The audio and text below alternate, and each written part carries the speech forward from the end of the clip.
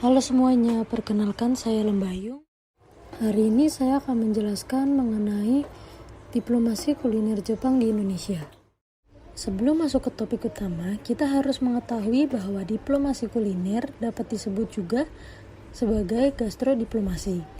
Gastrodiplomasi adalah diplomasi yang dilakukan suatu negara dalam upaya memperkenalkan budayanya melalui makanan. Dengan menggunakan instrumen makanan atau tata boga, sebuah pemahaman lintas budaya dapat terbentuk. Pemahaman lintas budaya tersebut memiliki peran yang penting dalam kepentingan diplomasi dalam konteks hubungan internasional.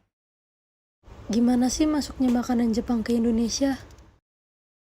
Ternyata makanan Jepang baru mulai masuk ke Indonesia pada tahun 1969. Restoran yang bernama Kikugawa didirikan oleh seorang pria bernama Kikuchi berkebangsaan Jepang yang menikah dengan wanita yang berasal dari Manado. Kikuchi juga mendirikan restoran Indonesia pertama di Jepang yang bernama Bengawan Solo. Kikuchi dan istrinya ingin menjadikan Kikugawa sebagai penghubung budaya antara Jepang dan Indonesia.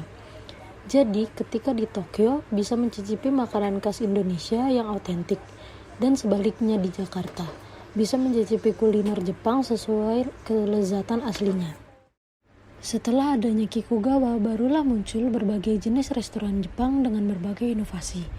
Mulai dari restoran mewah hingga makanan Jepang yang bisa ditemui di pinggiran jalan. Makanan Jepang sekarang sangat digilai oleh masyarakat Indonesia. Dengan sangat mudah kita dapat membeli makanan Jepang di minimarket dan supermarket.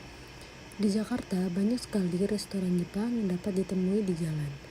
Dari restoran mewah sampai tempat makanan pinggir jalan dengan harga yang terjangkau. Seperti di Jakarta Selatan, terdapat satu daerah yang diberi nama Little Tokyo. Little Tokyo terletak di kawasan Blok M, Jakarta Selatan. Little Tokyo terkenal karena menawarkan suasana khas Jepang dengan banyaknya restoran, supermarket, dan bar yang didesain dengan konsep tradisional Jepang. Little Tokyo memiliki sejarah, di mana pada masa wilayahnya ini banyak ditempati oleh masyarakat keturunan Jepang. Dari banyaknya deretan restoran Jepang di Little Tokyo, salah satu restoran makanan Jepang yang terkenal adalah Kashiwa. Kashiwa jadi salah satu izakaya yang jadi perbincangan. Tak hanya ramai oleh orang Jepang, Kashiwa juga dipadati oleh pengunjung Indonesia. Kashiwa punya makanan Jepang yang enak dengan harga yang terjangkau. Tempat ini juga mempunyai suasana Jepang yang sangat kental. Ruangan didominasi pemakaian kayu coklat muda yang simpel. Penerangannya pun memberi kesan yang hangat. Tempelan menu-menu dan hiasan berbau Jepang menghiasi dinding sehingga memberikan kesan sedang di restoran di Jepang. Restoran ini menyediakan appetizer, main course, berbagai jenis dessert hingga minuman khas Jepang. Sushi dan sashimi merupakan beberapa menu appetizer yang menjadi andalan di restoran ini. Hingga saat ini, konsep tersebut masih dipertahankan, sehingga menjadi salah satu ikon budaya Jepang yang ada di sana. Karena dekat dengan unsur Jepang, wilayah ini sering dijadikan tempat diadakannya Ennichisai, yaitu festival budaya yang bertujuan memperkuat hubungan Indonesia dan Jepang. Di zaman sekarang, banyak sekali restoran dari beberapa negara, seperti Thailand, Korea, Tiongkok, ataupun Taiwan. Seperti makanan Korea, khususnya Korea Selatan. Seperti yang kita ketahui, makanan Korea mulai masuk ke Indonesia ketika demam K-pop dan drama Korea mulai merambah ke seluruh dunia termasuk Indonesia. Kebanyakan masyarakat Indonesia tentu menyukai makanan dari negeri luar.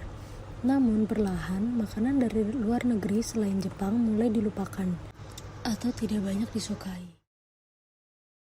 Ini alasan makanan Jepang digemari oleh masyarakat Indonesia. Kuliner khas Jepang yang sangat digilai oleh masyarakat Indonesia karena makanan dan dessertnya memiliki rasa yang khas. Bahan baku makanan mereka pun tidak neko-neko. Meskipun kuliner Jepang memiliki keunikan sendiri dan memiliki bentuk yang lucu-lucu, namun memiliki rasa yang sangat lezat dan cocok untuk lidah orang Indonesia. Ternyata ini dikarenakan makanan Jepang memiliki rasa yang khas. Kita tentu ingat bagaimana matcha pada beberapa tahun lalu mulai booming. Dan sampai saat ini masih menjadi bahan baku bagi beberapa jenis makanan Jepang. Selain itu, makanan Jepang juga memiliki beragam jenis yang bisa dipilih. Berbagai jenis makanan seperti sushi, sashimi, tempura, atau kare. Bandingkan saja dengan makanan khas Korea yang hanya memiliki sedikit varian. Makanan Thailand dan Tiongkok memang banyak variasi, namun tidak semua cocok dengan lidah masyarakat Indonesia. Berbicara mengenai lidah, makanan Jepang sangat dicintai di Indonesia karena tidak menggunakan bahan baku yang kompleks. Dengan kesederhanaan itulah makanan Jepang bisa bertahan hingga saat ini, tidak hanya di Indonesia namun juga di dunia. Terima kasih semuanya yang sudah menonton.